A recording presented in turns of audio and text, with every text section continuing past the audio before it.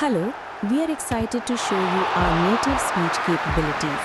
where you can direct a voice, create realistic dialogue, and so much more. Edit these placeholders to get started. শুধু দর্শক মণ্ডলী, আসসালামু আলাইকুম। Football মানেই উত্তেজনা, ফুটবল মানেই শিল্প।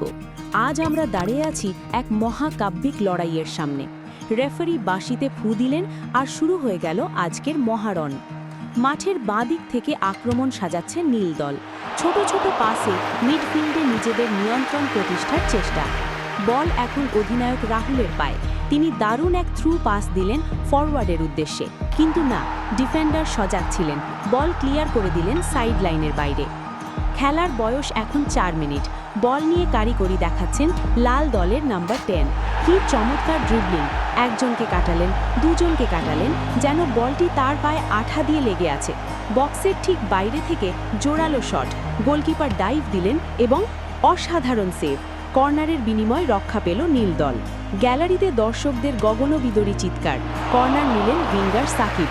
বাতাসে ভাসালো বল, হেড করার চেষ্টা, কিন্তু গোলপোস্টের ঠিক ওপর দিয়ে বল চলে গেল গ্যালারিতে। ভাগ্য সহায় ছিল না লাল দলের। খেলার একেবারে শেষ পর্যায়ে আমরা চলে এসেছি। এখনও গোল শূন্য ড্র। কাউন্টার অ্যাটাকে উঠছে নীল দল। মাঝমাঠ থেকে এক লম্বা পাস, চমৎকারভাবে বলটি রিসিভ করলেন স্ট্রাইকার। তার সামনে এখন শুধু গোলরক্ষক। এই কি, ডিফেন্ডার তাকে পেছন থেকে বাধা দেবার চেষ্টা করছেন। গোলরক্ষক এগিয়ে আসছেন বল রুখতে। স্ট্রাইকার কি পারবেন গোল করতে? তিনি কাটালেন গোলরক্ষককে, ফাঁকা পোস্ট এবং গোল!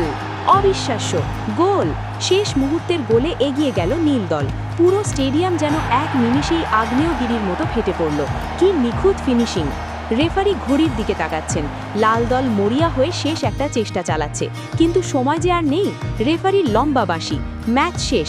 1-0 গোলের এক ঐতিহাসিক জয় নিয়ে মাঠ ছাড়ছেন নীল দল। ম্যান অফ দ্য ম্যাচ হচ্ছেন সেই জয় সূচক গোলদাতা।